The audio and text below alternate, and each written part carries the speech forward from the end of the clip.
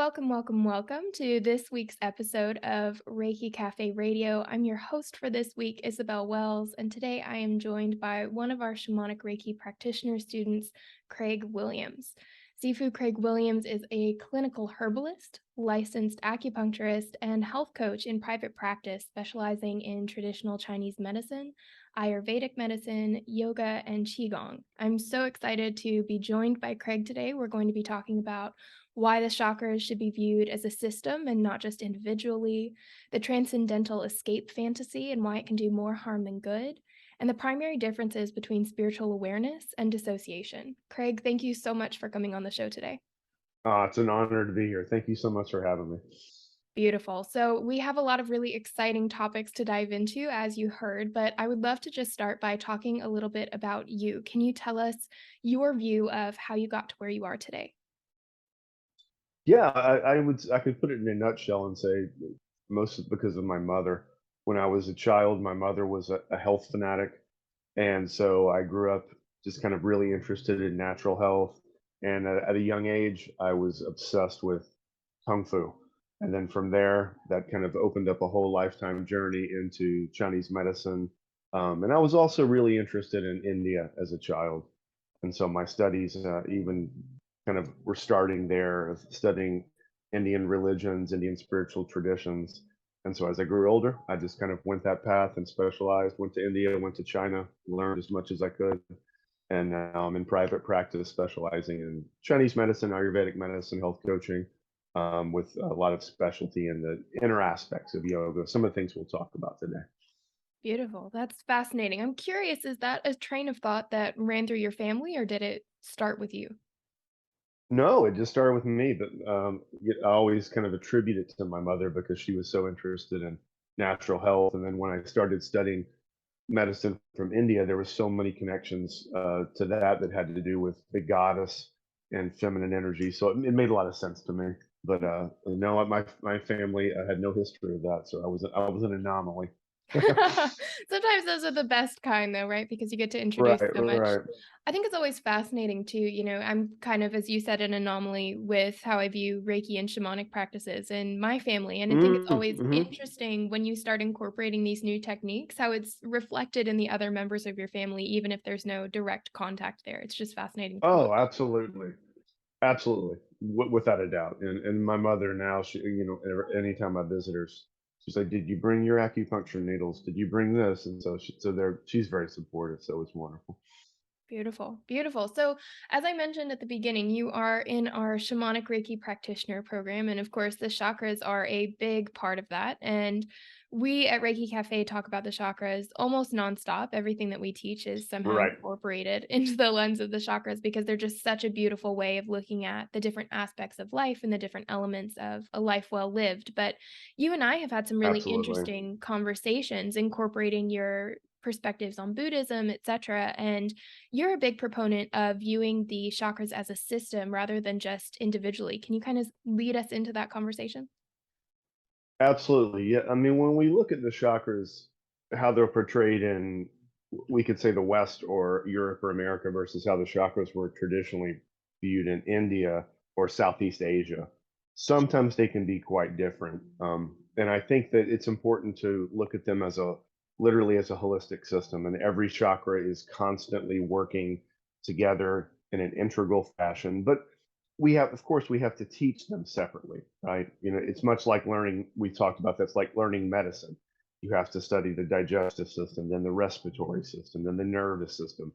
But when you see a patient, they're all working together. It's not like there's just like these perfect little things. So I think it's important for us to remember that as people study the chakras, as they talk about the chakras, sometimes they're not as discrete, separate entities as we'd like to think they are. They're useful for learning that, but we have to understand that they're all in concert. Many aspects, for example, of the anahata or the heart chakra is supporting the Muladhara chakra, and many aspects of the Muladhara chakra are supporting the Vishuddha chakra.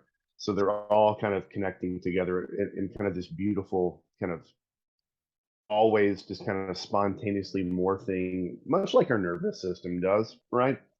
Our parasympathetic, our sympathetic nervous system, hopefully is kind of like gently guiding us throughout the day. And of course, we know as practitioners that there could be some problems for some people and they need to be rebalanced. But in general, we should take a holistic view. We shouldn't get too caught up into, oh, if I could only just open this one chakra, my life would change. Or if I have one problem, it must be in that one chakra. Or more importantly, if someone has a physical problem, sometimes people are hyper focused on that. If I have a stomach problem, it must be a problem with the solar plexus chakra. It's not always that simple. Sometimes it is, but not always. So I think it's a beautiful thing to discuss because there's so many nuances to it.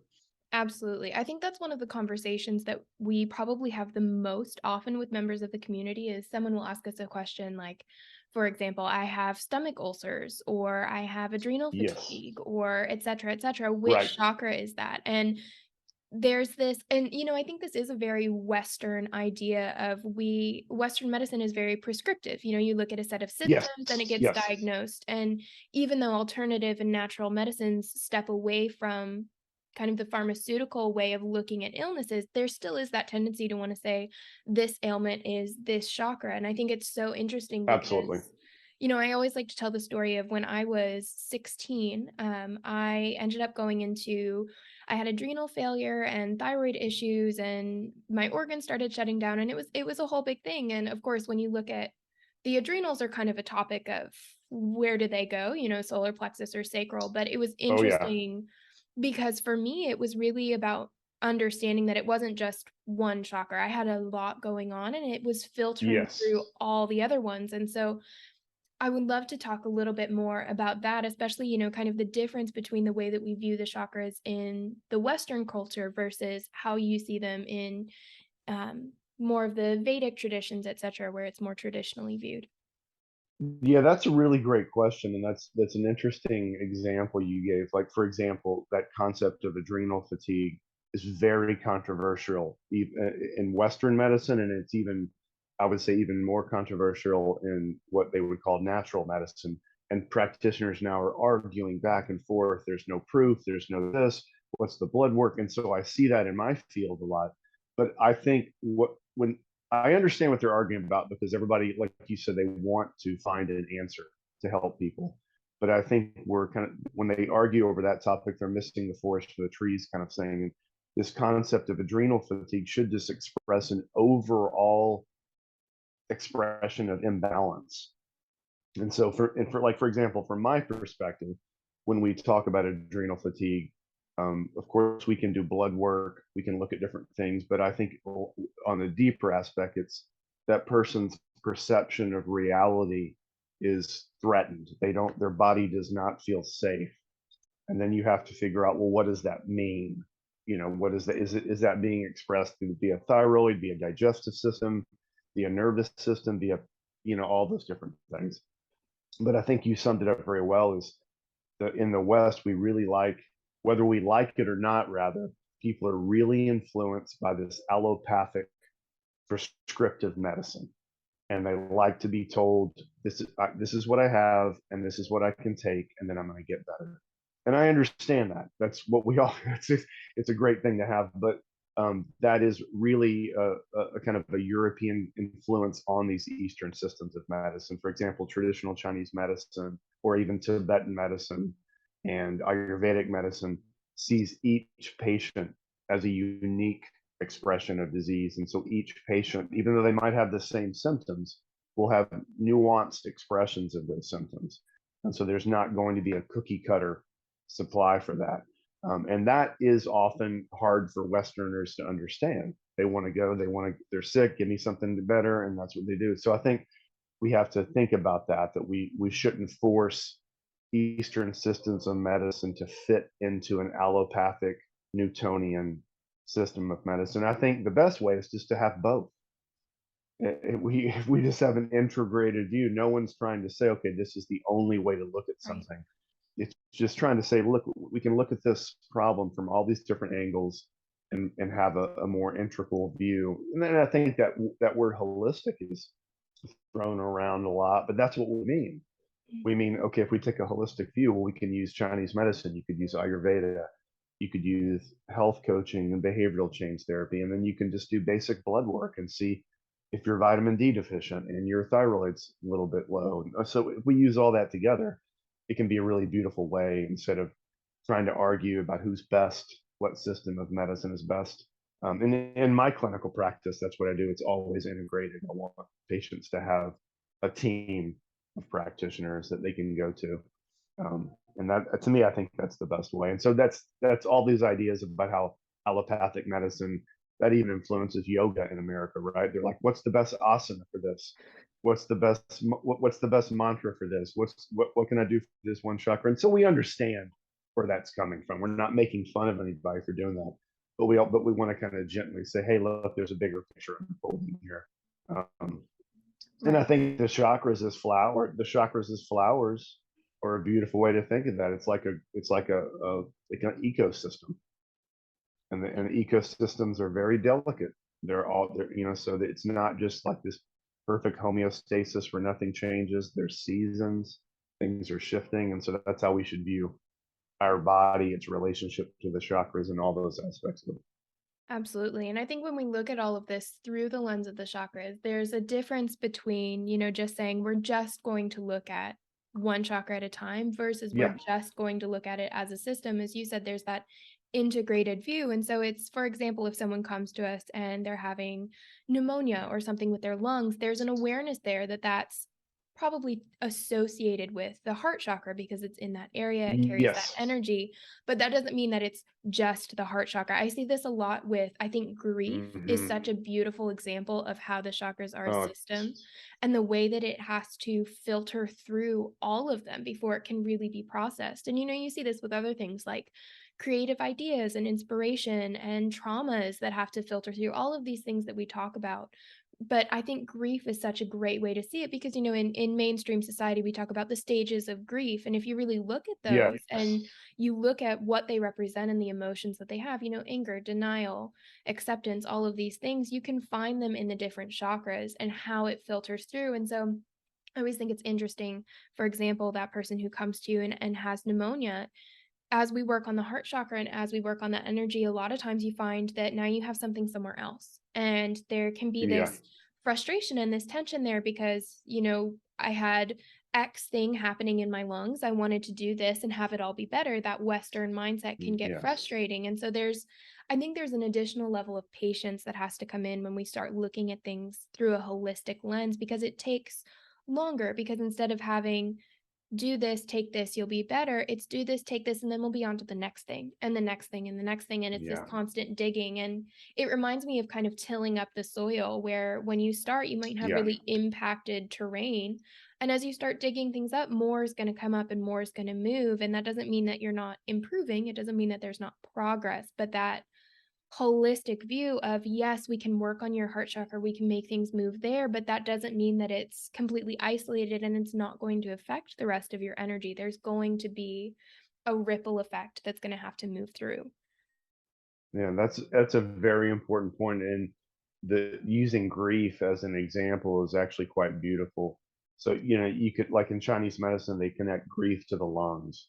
And so it's very, very common to see someone who has any expression of grief would have respiratory problems. And so if they came to my clinic, I wouldn't say, let's just meditate and see what your problem is. We would give them a tea for their lungs, and there's acupuncture points for the lungs, or someone could do Reiki on the respiratory area. But then we would also maybe say, okay, what else is going on? And like you said, and then you'd help the acute symptoms, but you could help the patient see a much larger definition of what health is. And I think that's what we're talking about. If you look at, for example, the system or the definition of health in Ayurveda is like complete psychological, emotional, and spiritual and physical well-being.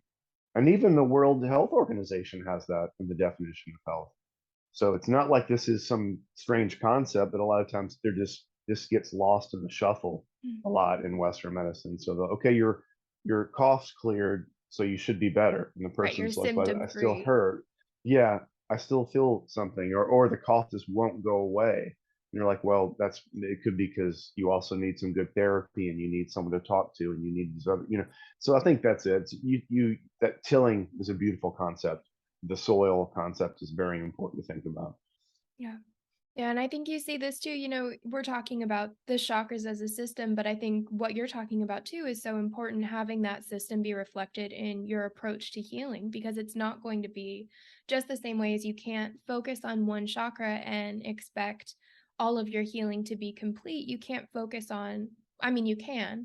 There's no one here to tell you what to do with your life and your journey, but you may not get the Right. results that you're wanting if you just focus on one chakra and one modality, because we aren't, I always say that we're multi-layered beings. We don't just have Yes. one aspect of life, one aspect of who we are. And so the way that we approach our wellness and our health and our vitality and all of these things needs to reflect that, because we're not one and done beings. And so our healing's not going to be one and done. And I think I was listening to a different podcast the other day, and it was a Buddhist woman, and she was saying the problem with so many people is that they expect to arrive, and we never actually arrive. Hmm. And I thought that was just such a beautiful thing to bring into this conversation, because I think it's something that a lot of people think about healing is one day we'll wake up and we'll be Oh, healed, yes. we'll be done.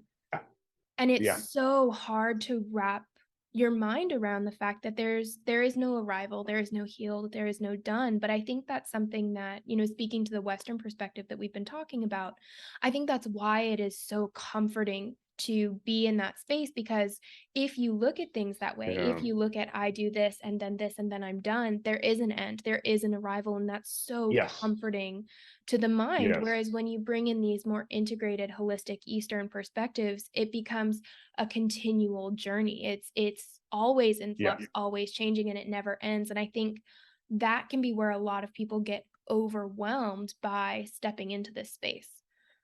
100%, I agree, and that's where it becomes very important to be able to give people a right context to understand things. Because you're right. I mean, we can see people uh, absolutely in the contemporary world who become hyper obsessed with healing. Right?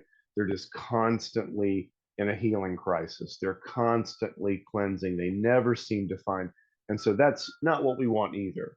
So we want to try to show people, yeah, sure, we might have these goals we want to achieve and hit along the way, and we might map out certain things, but we're trying to really expand the definition of what people's life is, what the definition of health is, and then for people to see the journey oftentimes is more important than the destination. We use that phrase a lot, but that's even in, for example, the Bhagavad Gita, a spiritual text, when they talk about karma yoga, and they'll say it's very important not to become obsessed with the outcome of our actions, but just do the actions, just live the life, don't worry so much about what happens along the way. That's a hard concept for people, because we're oftentimes they're taught, no, you do this for this, you do this and this. And so I understand that, because if a patient comes to me, I'm not going to say, well, welcome to my clinic, and for the next 10 years, we're going to drag out your healing. It doesn't, we're not going to do that, but we want to say, oftentimes, if they're coming to our practice, they're usually already frustrated. They've probably already been to practitioners that only took them a certain way, or didn't even understand what their discomfort was about. So we want to listen to people's problems, listen to their situation, then try to help them reframe their situation. And every situation's unique with that, so that it's very nuanced. But I think this expansion of the definition of health, expansion of the concept of what life is about, is crucial. It's very, very important. Absolutely. Well, and I think what you said is also so important about not being in a continual healing crisis. This is something that I think Yes. especially when you step into the spiritual space, there's this emphasis on, obviously, the modalities that you choose to use and how you Yes. take care of yourself and all of these things, and they are so important. But there is, I think, a difference between being in a healing crisis and being on a healing journey. There's a very different Absolutely. emphasis there. And that doesn't mean that you won't have healing crises. That doesn't mean that there won't be Right. times, days, months, weeks, years in your life where you need to be in that intense phase of healing and being really proactive about what you're doing. But I think there can be a slip in the balance there of remembering that, like you said, we're here to be. We're here to experience things. And sometimes, the question comes up a lot in spiritual circles of what's the point of life? And I think sometimes that gets wrapped up Yes. in this idea of Yes. healing because there's this idea of, well, the point is to release all my limiting beliefs, to let go of samskaras or karma, to step out Hmm. of what's holding me back and become this healed, whole being. And so it can perpetuate the idea that, well, I need to constantly do, I need to fix myself, I need to be more, I need to be enough. Whereas if we can step into this space of, there's a question that I like to ask students a lot that can be uncomfortable, but it's what if there was no point? And it's Yeah. not that I believe that. I mean, I do believe that there is a point, but it's the emphasis there that changes of if there wasn't this pressure on you to do, be, or feel a certain way, would you be constantly putting yourself in the spaces that you are now, or would you be allowing yourself to Yes. have more space to actually be where you are? Yeah, that's a huge thing. That's often that results oriented mindset that we have in the West is like we're always doing something to get something. And that can be a problem when we try to apply that in our spiritual life. It becomes a type of spiritual materialism when you're practicing something you want. I want to read this book and learn this concept so I can get this. And of course, desires lead us into our life, right? If we didn't have a desire to be healed or a desire to be balanced, we wouldn't move forward. But it's just balancing that continuum and understanding. And it's very much like, I think, even in martial arts, when you start martial arts, and if you looked at the whole system of what you have to learn, it's like unbelievably overwhelming. And you're like, how am I ever going to get to that point? And then sometimes then when you get to that point, you're just like, I don't even know. Wow, I'm already at this point. I can't believe it. And so if people get addicted to only being happy if they get to that point, they miss so much lessons along the journey, so many beautiful moments along the way. So you're always trying to show students like, hey, enjoy every single moment of this because you're going to get there. But if you just race trying to get there because you think that's the one thing that's going to make you happy, you're going to miss so many other things. Mm, And I think the beauty of our physical incarnations, our embodiment as spiritual beings, is that we have this rare opportunity to be in a physical body, to experience all human emotions in concert with other people, to learn about ourselves, to refine ourselves, and to grow in ways that you can't grow unless you have a body. And that's the gift of health. That's the beauty of health. So that then in that case, if you think of it that way, do we just have to think, are we making health a priority? mm, For a lot of people, it's not even their list of priorities. It's like car, relationship, house, and that's fine. And that's fine. Everyone's priorities are fine, but health is a crucial one to have. So oftentimes, even for me, I just want to get people to look at health and to say, hey, this is a priority worth investing in. This is a priority worth paying attention to. And a lot of people don't grow up with that. A lot mm. of people don't think of that. And unfortunately, oftentimes they only appreciate that when they're sick, right? Right. And that's okay. But we're always trying to say, hey, like Chinese medicine says, don't wait till it's flooding to build the wells.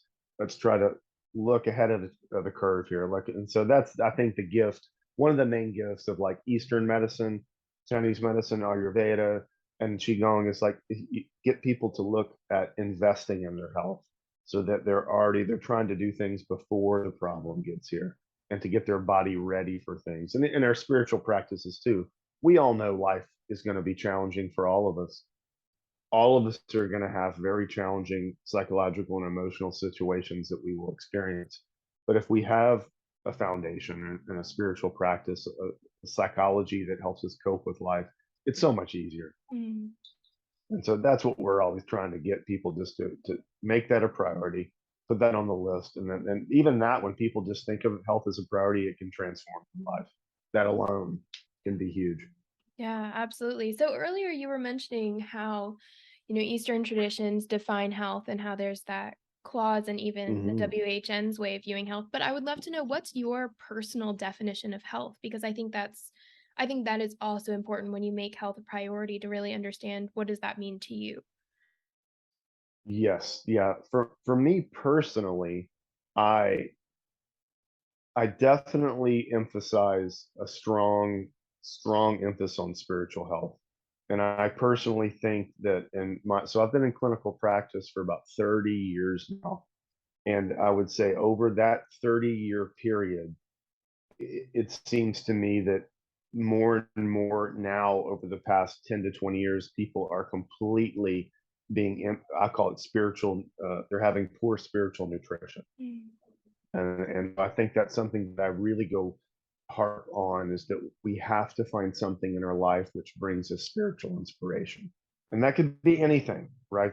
There might be certain pathways for certain people that might be more effective. But I think number one, there has to be a root of spiritual practice. And then number two, there has to be an outlet for creativity. There has to be an outlet for creativity in their lives. If people lack any outlet for creativity, then they'll start to feel very uninspired. And then there has to be some type of physical inspiration, physical activity that brings them joy. So I'm always trying to help people find some type of physical activity that they love. So, for example, for me, I can think of nothing more enjoyable than running, right? That's just since a child, that's my thing. It spiritually nourishes me, psychologically calms me, and physically invigorates me. But for some people, that sounds like torture. They're like, oh my Craig, I can't even imagine. So I don't force people to run, but other things they could. So we're saying, hey, let's find something that inspires you spiritually. Let's find something that inspires you to express your creative side, and then let's find something that inspires you to move physically. And that's all about kind of what we were talking about, this embodiment. Mm. We're in this body, we're spiritual beings in a physical body. So let's be sure we're looking at all those different aspects. And I think if you can at least start to discuss that, then their chance of having a deeper experience of health is exponential, as opposed to just saying, are you getting 10,000 steps a day? Did you eat 10 servings of vegetables a day? Do you have a good therapist? I mean, those are important things for sure, but they need to be, those three things need to be situated in the context where they feel passionate about life and they're happy to do that. Mm. Yeah, so this idea of spiritual, creative, and physical health and well-being is also really important, I think, because like you mentioned, it's part of this idea of embodiment. And you and I have had really Hmm. fascinating conversations because I think one of the principles of spirituality that can sometimes be, in my opinion, overemphasized in the current spiritual climate is this idea of transcendence or of Oh yeah. transcending your physical needs. And I think that is almost at a direct parallel to the idea of embodiment, because on the one hand, like you and I have been talking about, there is that important feature of you have a body, you are in this physical experience for a reason. And so part of that experience will be honoring your physical needs, getting that physical activity, being in your body to experience what you're here to experience, versus a lot of times there's this idea of wanting to give up materiality or wanting to escape your emotions Yes. or feeling, this is something that I've struggled with in my own personal journey, as I've shared before, is I have a very strong tendency to dissociate, and I just am Right. gone because it can be really uncomfortable. I think we can all acknowledge it can be uncomfortable to be in a physical body. And so I would love to hear kind of Absolutely. your thoughts on where that line is between that embodiment idea that we have on the one side of spirituality and the preference for transcendence that we have on the other. Yeah, this is such an important topic, and I think this concept of like spiritual escapism is Mm. very important to talk about, because I think one of the problems is a lot of people who see the spiritual tools as like escape fantasies, almost like leaving this horrible terrain to go somewhere else, almost like a dystopian science fiction movie, right? That which is reflected actually in the obsession with transhumanism and artificial intelligence and all these weird things we see, but we won't have to go into that. But I think a lot of it's they don't have a context for what the spiritual practices are supposed to be doing. Mm. So a lot of times they'll read about spiritual practices, they'll learn about spiritual practice, and it seems almost just euphoric, right? meditation should make me happy. These mantras should make me just be totally blissful all the time. And then if that's really disconnected from their everyday life, and their life is so compartmentalized, spiritual life over here, regular life over here, they never seem to connect the two. And so it's like two separate worlds. And if that's the case, of course they want to escape, right? They want to go to this other world, which is seems so great, where I can eat all I want and I don't get sick and I can laugh, and always be blissful. And so that's I understand the perspective of that, but we're always trying to reconnect that and say, hey, many times the best way to quote escape is to get rooted. And a good example is, I remember this was really hit home to me growing up as a child, doing extensive martial arts and then getting involved in endurance racing and running. Is like you said, we can have a physical experience and you can acknowledge that this is very uncomfortable. I'm running very hard. My heart feels like it's going to explode. My legs hurt. I'm training something. And so maybe at first you say, okay, I'm just going to try to rise above this, right? You try to say, I'm just going to rise above this. And maybe some people can develop some kind of like mental concentration focus to rise above it. But then over time, what you find out is that when you rise above it, you just check out from your body. And then it's just weird thing. It's like for me, when I run now, I almost always don't enjoy running with music anymore. When I was younger, I used to love put on some music and run, but now I find I can't hear my breathing. I can't hear my feet hitting the ground. I feel like I'm disconnected from my body. And so I want to feel everything. So as I grew and learned more about the body, and then I started to realize, oh, when I'm feeling these pains, I don't need to run from them. I need to actually go into them and feel that. And then when you do that, oh, I can calm my breathing. Oh, I'm not going to die. Oh, everything's okay. Maybe I need to eat a little bit. Did I forget? And so you reconnect to the body. So instead of trying to escape it, I wanted to kind of bring more of a connection to it. And I think that's a big metaphor for what we're talking about is if someone is using a spiritual practice to escape their life, I think that can be a problem because it's trying to, they're going to lose out on a lot of important lessons of what it means to be human, what it means to feel emotions. And I think sometimes that is a problem with certain religions emphasize that, right? And that's a problem. That they would say, no, you need to escape this. There's a better place over here. And sometimes there's a healthy disassociation, right? Even the 5 precepts, right? Just for today, I won't worry. Just for the day, I'm going to be grateful. So maybe you're having a bad day and you can disassociate. There's a negative situation, a negative person. So there's a little bit of, we can learn to have a healthy disassociation. We can play with that word, but we don't want it to be something where we're just completely ignoring our life or we're trying to run and escape. And I think we can also see this reflected in this modern problem with meditation now. I've talked about that. There's like a meditation might be dangerous now. Meditation might actually make your depression worse.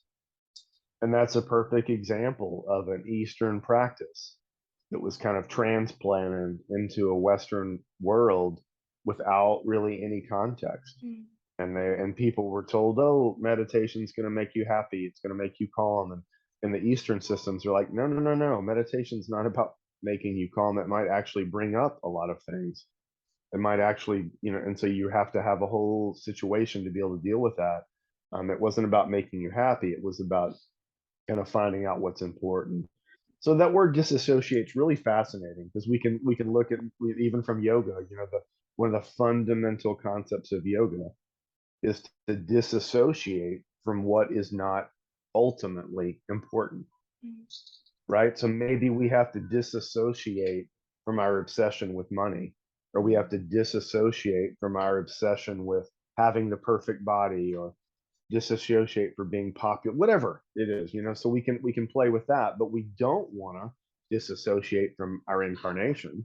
We don't want to disassociate from who we are. That's our chance to learn. So it's really beautiful, nuanced conversation, but it's also important because I don't want people to see spiritual practice as this like best way to escape having to do anything.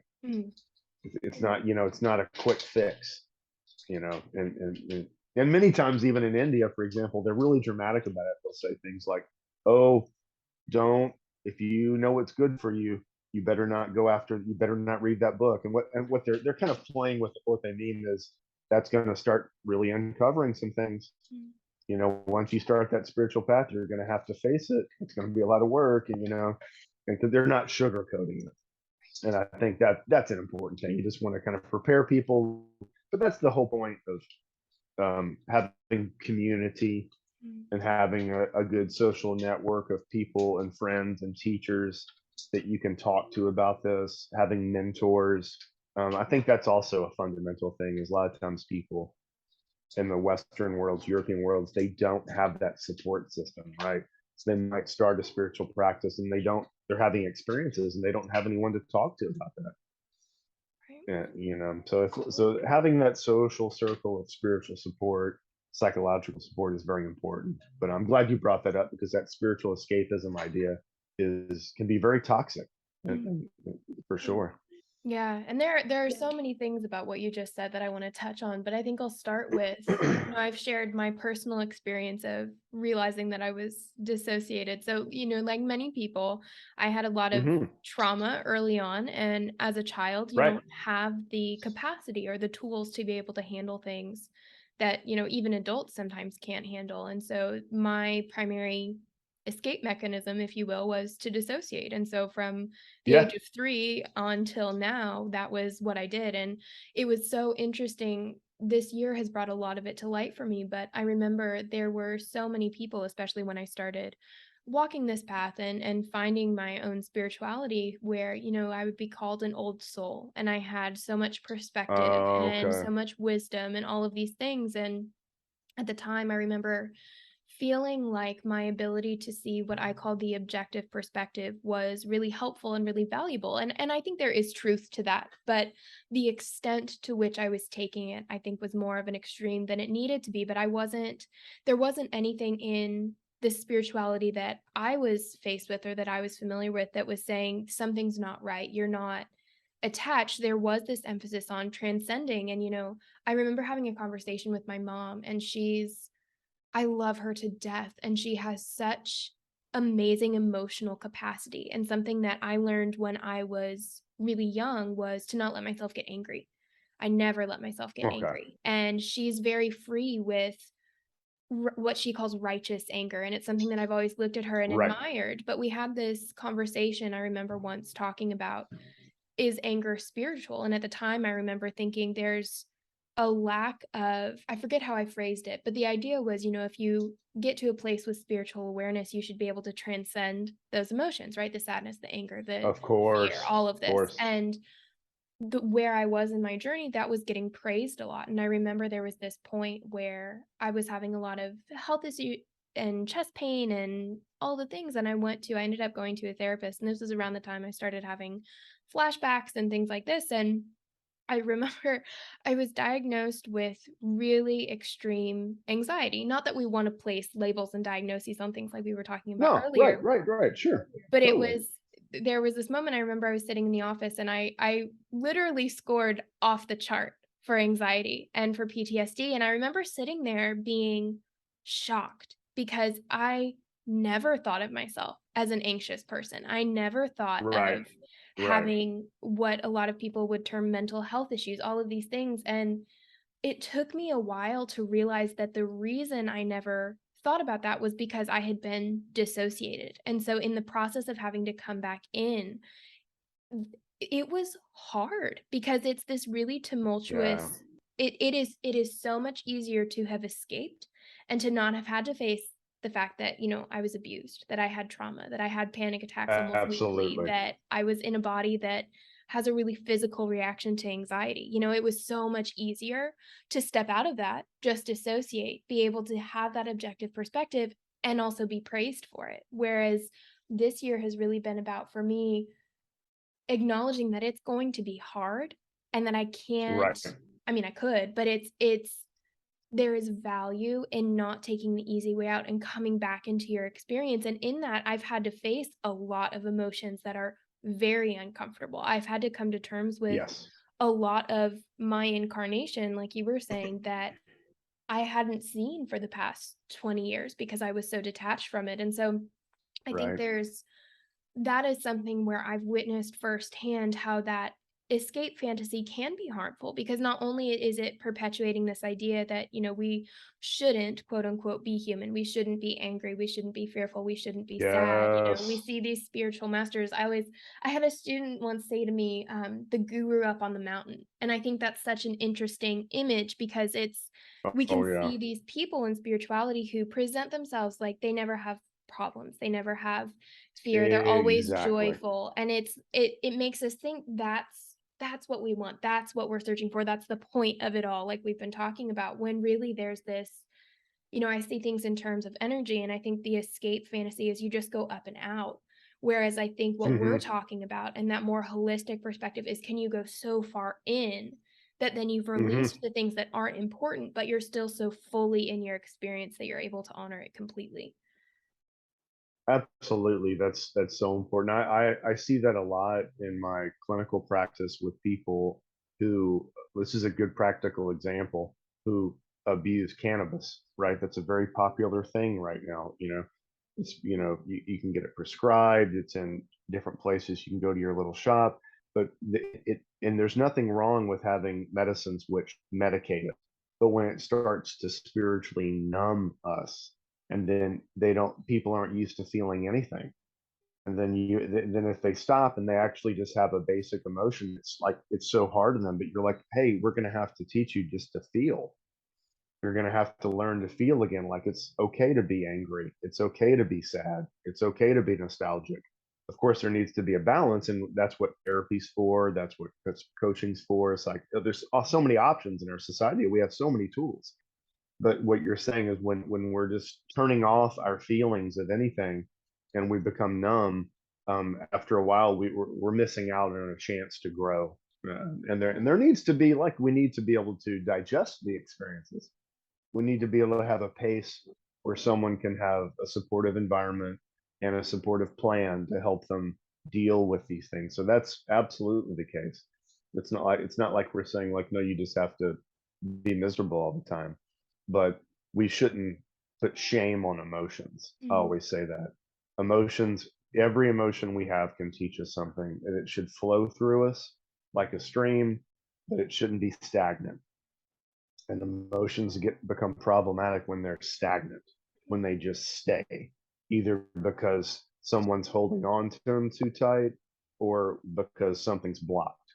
It's like stagnant water, you have to move it. And so that's why feeling anger, letting it go, feeling happiness, letting it go, feeling sadness, letting it go, that's very important to do that. Mhm. So I'm happy to hear your journey. You were able to kind of move back to that place, because it's huge. And like I said, we have so many tools for this now. We live in a time where we have access to so much, that it's just mind-boggling. So that's the beauty of this world now, is we do have access to so many more tools. I mean, I remember when I was starting to learn Chinese medicine, I back in, my gosh, that late 80s, I used to have to, like, get books from China, and half the page would be Chinese, and another page would be this horrible translation, and I had to teach myself medical Chinese and work. And now you can go down to any bookstore, and there's like 14,000 books, and there's an app for that, and there's different. So it's like that with every system, so, which is really cool, and so that should bring people hope. That's one of the better parts about contemporary time, Mhm. is we have all these tools to help us reconnect to ourselves. But that is the bottom line, is our emotions are precious tools which can teach us so much. And the emotions are truly ways that we can heal ourselves in very, very deep ways. And each one of those chakras has an emotion, each one, and all these things we're talking about are all connected in so Absolutely. many ways. Absolutely. And I think if we were to really take everything that we've talked about today, that understanding that it can all be viewed as a system and not just this chunk, I think it can almost be boiled down to this idea of, are you willing to get comfortable with discomfort? Are you willing Right. to find that balance between healing and being proactive and compartmentalizing when you need to, and being able to step away from the things that don't serve you and aren't important, but at the same time being fully in your experience and acknowledging when things are hard and being willing to let things move through. There's a balance there that I think can be sometimes missing from the way that we approach our health, our well-being, our spirituality, whatever it might Yes. be, because I think there's, like we were talking about earlier, that prescriptive way of looking at things. I think there's also this, I see this a lot with our students and even with myself. I think this is just a human tendency, is this idea of I want to be done now. Like I want to heal now. Oh, Or if right. you Right. discover a limiting belief, it's like, okay, now I have the awareness and tomorrow I won't have this limiting belief. Or if Right. they start dealing with Right. anxiety, I'm going to find the perfect tool and tomorrow it's going to be done. And there's this, again, that desire, and I think it's innate, and it serves a purpose, but there's that desire to kind of hop over it like a hurdle when you're running and you just jump over Yeah. it and then you're done. Yeah. And so I think the conversation that we've been having today is so important because it really emphasizes that idea of it's not a one and done. It can't be Right. taken on its own. It's not going to be you jump over it and you're good. It's a continuing journey. And when you jump over, quote unquote, that hurdle, the next one's going Yeah. to come, and it's this continuous cycle. And so can you find a way to be both uncomfortable and comfortable, to be both in your spirituality but also beautifully human? Can you find a way to find that balance so that even when things are hard, even when you're working through, even when you're healing, you're also aware that there's a part of you that is healed, that is whole, that is okay? And can you find that balance? It's so important. That's why I always like to stress people to think of it like the seasons. Our to reconnect people to eating with the seasons, to lifestyles with the seasons, has a deep symbolism. Just like our life, we have seasons. There's going to be a time that we need to rest, a time we need to have more expansion, more activity. So life's like that. We're always working on ourselves, and sometimes we'll work a little bit harder. Sometimes we need to take a break. Sometimes we need to sleep more, and it's just normal. It's just normal to have that seasonal routine. It's not like manifest destiny where life is just going to always get better and better and better and better and better. It doesn't work that way. Seasons don't work that way. But if we know that, if we reconnect to that seasons concept, then we understand, oh, these are phases in my life. I'll have certain phases, but I'll get through this and grow. And that's a big thing. And I think that's why I always really push in Ayurveda and Chinese medicine and even teaching Qigong is getting them connected to the season, because so many people are disconnected even from that today. So getting reconnected to the seasons reconnects us to our body, can reconnect us to our emotions, and see that, like you said, it's all a beautiful cycle. We just have to understand that and not rush through it, you know. Yeah, absolutely. So I could talk to you for hours, and I'm sure we'll have you back on the podcast again. But I would love to, as kind of a parting question, just ask you, for someone who is just starting this journey or who has heard this conversation and wants maybe something active that they can walk away with and do, what would your advice be to someone in that position? Well, that's a good question. I would say write down what we talked earlier about, write down the concept of spiritual nourishment, creative nourishment, and physical nourishment. And then take a little inventory and see if you have what do you have in your life with that? And then where could you maybe add on that? Mm, And then I would say, when you're thinking about that, be sure that each one of those has something which brings you joy.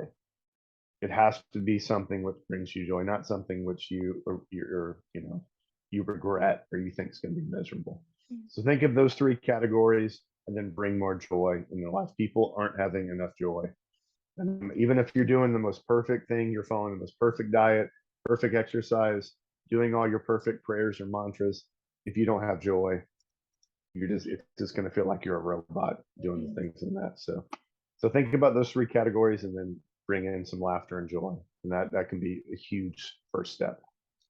Beautiful. Beautiful. So I know that you have written several books. You, of course, have your practice. If people want to connect with you, read your work, where should they go to do that? Oh, thank you. They could go to my website, which is ayurvedaaustin.com, and that'll have links to my blogs, where my books are. And I have two different blogs, one more kind of medical related, one more philosophical related. So they can kind of go through there and find a lot of cool stuff. So, Perfect. Okay. And we'll include that link in the show notes as well. So anybody oh, perfect. listening Perfect. Yes, can find you easily. But Craig, thank you so much for coming on the show today, having this conversation. It is always a joy to connect with you, and I'm sure that you'll be back again soon. Oh, it's my honor. Thank you so much. Yeah.